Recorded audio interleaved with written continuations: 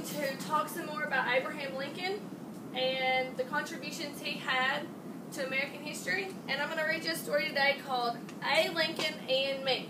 You ready? Yes. Alright.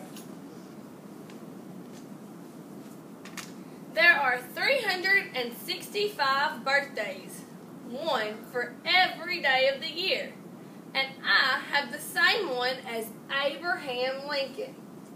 February 12th, a day of winter when both were born. How cool is that? Really cool.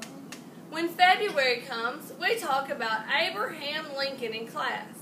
My teacher, Mrs. Gift, hangs 28 pictures of Lincoln along the hall. We'll all remember him when we get a day off from school. Do you know what day off you get for Abraham Lincoln's birthday? What? That spring break.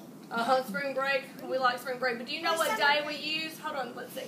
Zion, do you know what day we use to celebrate Lincoln's birthday? February. It's in February, but what day? On his birthday. Well, we don't get his birthday off, but we get a day. Imani, do you know? President's Day. We celebrate all of their birthdays on President's Day. Good job. Miss Gift says, we're a lot alike. Old Abraham Lincoln and me. She says, I'm as skinny as a beanpole and tall for my age, just like Abraham was when he started reading books. So he's what, like Abraham was? Tall and skinny, and Abraham read books. Sometimes I have big, clumsy hands and big, clumsy feet. I never see wet paint until it's too late. Big butterfingers, yells Holly in her extra loud voice. Big butter feet, yells Carlos as he runs to tell my friends. How do you think that makes him feel? Sad. Why do you think it makes him feel sad? Hold on, let's see. Shayna, why do you think it makes him feel sad? They're making fun of him. They are making fun of him. How would it make you feel, Shayna? Super sad. Super sad. It'd make me feel super sad, too. Super sad. Big hands, I say, and I look down at mine. Lincoln had big hands, too. Strong hands, says my teacher. Strong enough to split rails for a fence and wrestle 2 men at a time and pull 36 states back together. I think about all those different states like pieces in a puzzle. Some joining north, some joining south. States where everyone was free. States where some folks were not. What do you think that means? Let's see, hold on. Jordan, what do you think that means? Where some folks were free and some folks were not? Some folks had to do with some other people they wanted. They had to do slavery. Had to do what? Can you tell me? Slave. They had to be slaves, yes. And what were you telling me slavery was, or being a slave was? You got to do other folks' stuff and you ain't free. You're not free. Very good, Jordan. Very good.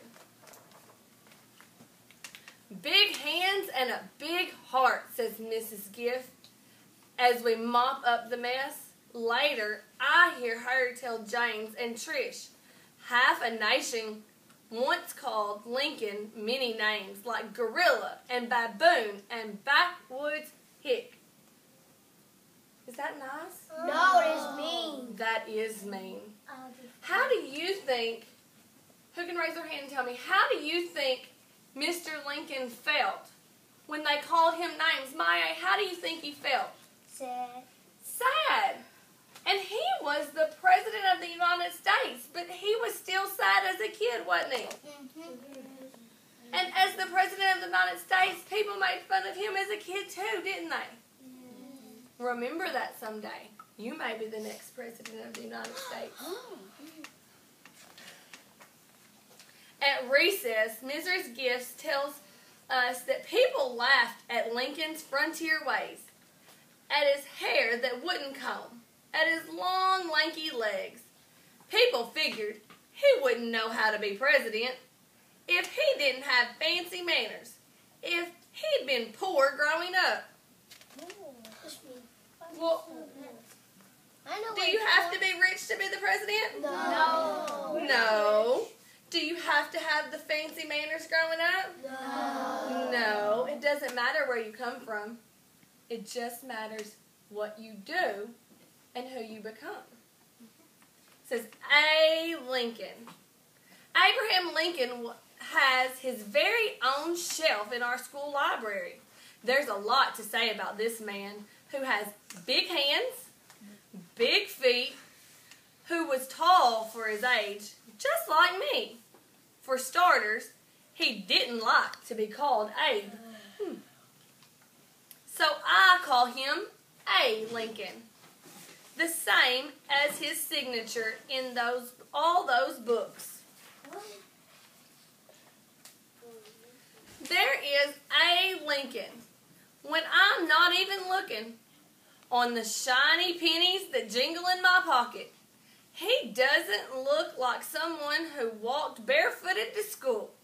He doesn't look like someone whose mother couldn't read or write. He looks like himself. He's on pennies today because he's a hero. Because he talked in words that people could understand. Because he told all the slaves, "Now you are free." So, was he fancy? No. No. Was he rich? No. Did he come from a family who was big, fancy? No. What did we learn about his mom? What did we learn, Zion? Was his mom really educated? No. Could she read? No. She couldn't read or what? Right. She couldn't read or write, could she? No, but he still became the what? President of the United He still States. became the President of the United States. I think about Lincoln when I'm the leader at school. I think about Lincoln when I'm reading good books and I don't want them to end. I think about Lincoln when I'm singing in the back row, ahead above my friends. What's that mean, ahead above my friends? What's that mean, Kadarius? Taller than his friends. And if you look, which one is he? The one in the blue shirt. In the purple shirt? He's ahead above his friends, or he's taller than his friends. Good job. I think about Lincoln when I'm out on the playground telling funny jokes and making other kids laugh. And I know when I'm running from first base to home plate, my team is glad that my legs are long and that my feet are big. Think about that. Why do you think, raise your hand if you can tell me why you think his team might be glad that his legs are long and that his feet are big when he's running from first base to home? Shania? He run fast.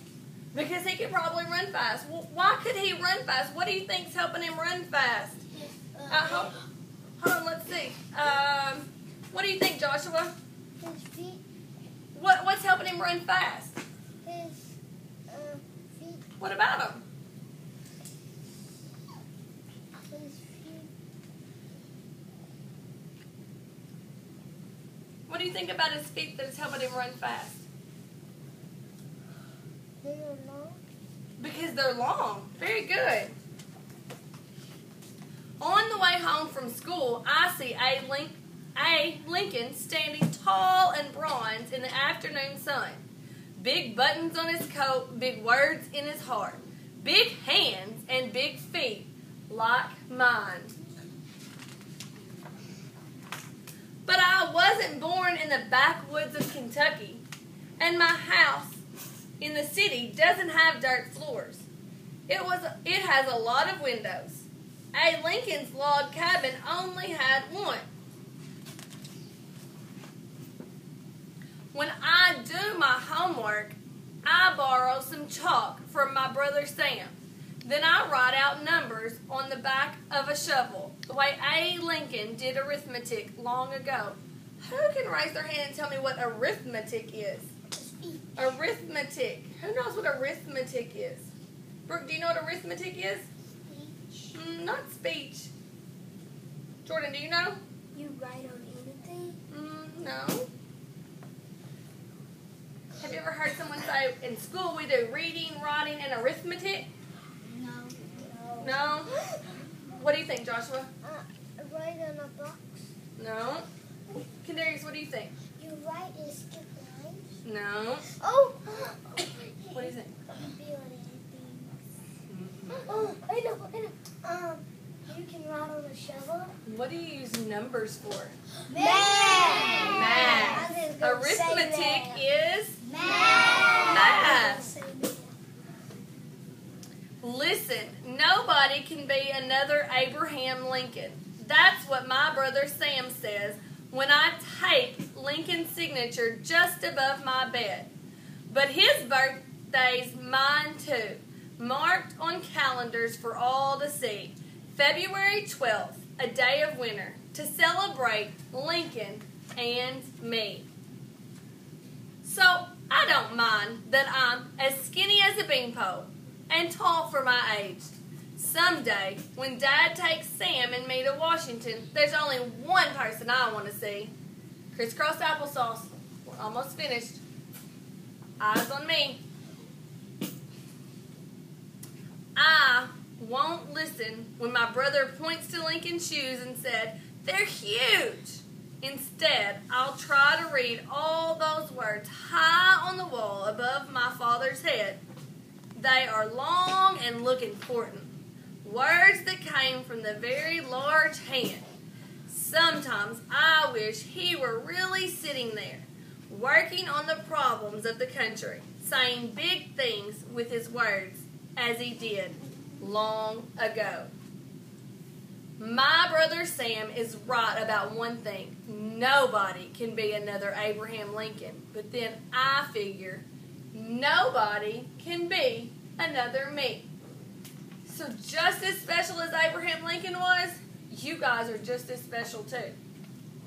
But if you remember, this unit is all about making connections. And remember we talked about making connections was finding the similarities between the two things or two people. So I want you to think, I don't want you to shout out because I want you to take a moment to think. What are some connections between the boy in our story and Abraham Lincoln? Raise your hand if you can give me, no, that's not what I asked. Raise your hand if you can give me a connection. Amani. They were both tall. They were both tall. Great. Who can give me another connection? David. They both got big legs. They both have big, long legs. Very good. Daniel. They both got big feet. They both have big hands. Very good. Zion. They both have big feet. They both have big feet. Awesome. Amberlyn. Both of them tall. They're both tall. Very good. Joshua. They're the boy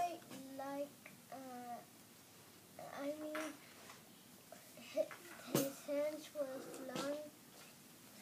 They both had big, long hands. Good. Orlando. He ran fast like him. He ran fast like him. Good. Kendarius. They had the same birthday. They did have the same birthday. Were they the same people? No. No. Did the boy feel a connection to Abraham Lincoln? Yeah. How do you know that, though? How do you know that he felt connected? Zion, how do you know he felt connected to Abraham Lincoln? Because they both have big hands, big feet, long legs, they were skinny, and they were tall. They were. But what in this story made you think that he felt a connection to him?